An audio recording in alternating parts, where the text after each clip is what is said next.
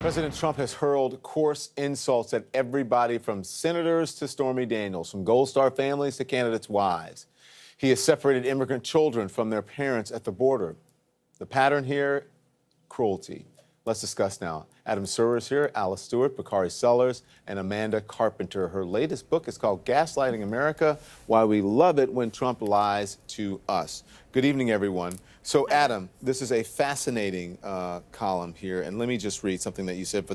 It's in the Atlantic magazine, by the way, talking about the cruelty we see in President Trump's and his supporters. And you wrote, Trump's only true skill is the con. His only fundamental belief is that the United States is the birthright of straight, white Christian men, and his only real, authentic pleasure is in cruelty. It is that cruelty and the delight it brings them that binds his most ardent supporters to him in shared scorn for those they hate and fear, immigrants, black voters, feminists, and treasonous white men who empathize with any of those who would steal their birthright. That is pretty strong. You say it's a shared scorn, but what does this ugliness say about the president and the people who go along with it? Well, I want to just clarify that I'm talking about the people who go to these rallies and they cheer as the president holds up a victim of sexual assault and jeers and mocks her.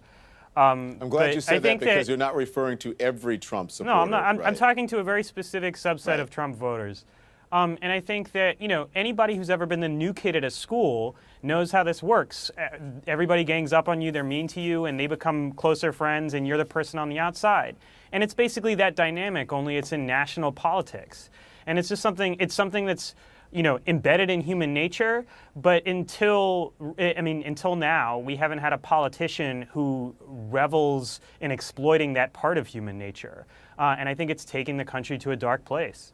If I would just, Adam hits the nail on the head, and it reminded me of two words that you see a lot on the internet, and that's liberal tears.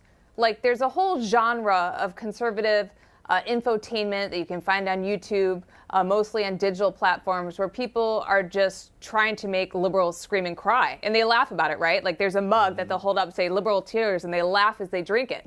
The cruelty is the point of that, and it really has gone mainstream in a way that's bigger than the people that just go to Trump's rallies. Yeah.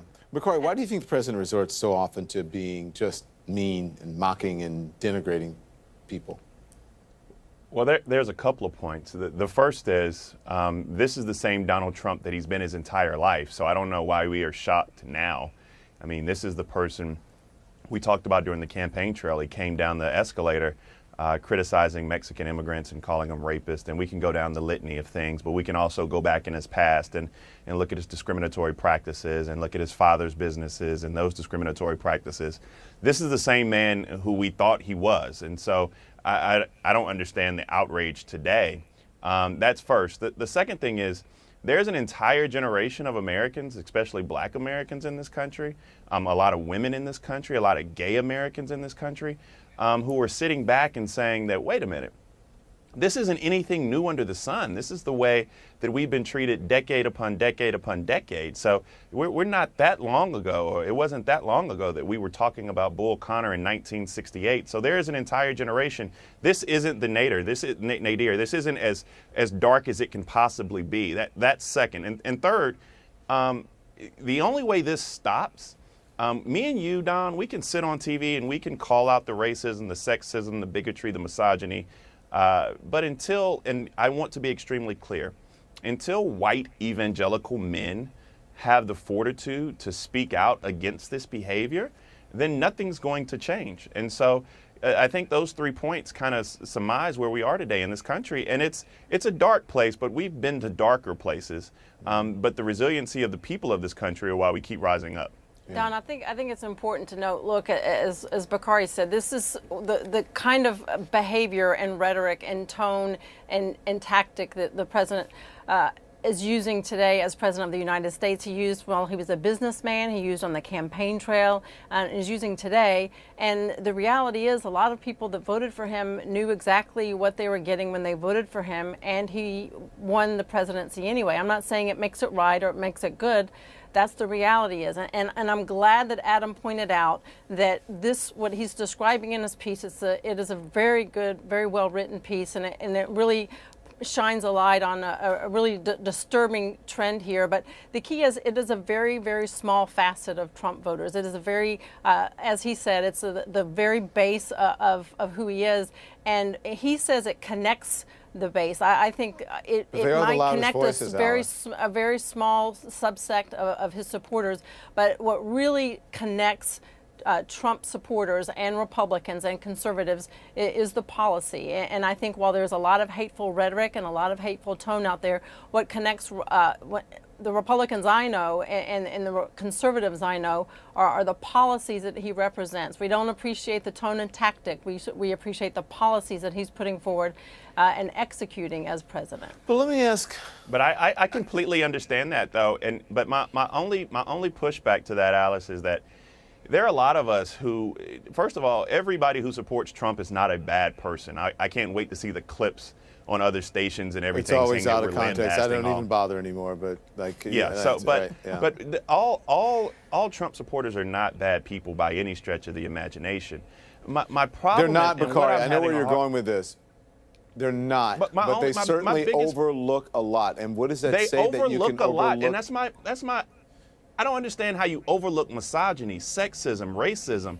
I don't understand how you can just sit back and say, you know what, all of that's okay because I'm gonna get, all of these judges elected, or I'm gonna get a tax break. I just think that that's not what it means to be American. For some reason, I feel like you have to stand up to that and say this is not who we are. But because we get a bill passed, we pat them on the back and wear a MAGA hat. Well, that was a point I wanted to make, and maybe Adam or Amanda can, because there were how many, 17 or 19, however many people up there on the stage with Donald Trump who would have probably had very similar, even if not more conservative legislative agendas than he had, but they didn't vote for them.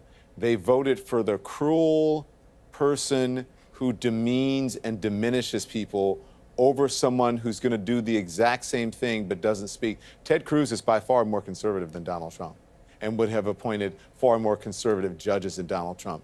But they didn't vote for him.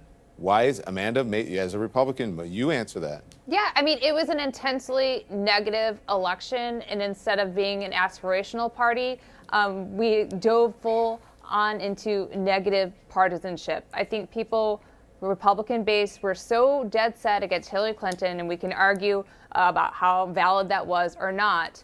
They wanted someone that would go at her using all tools on the battlefield, whether they were ethical or not.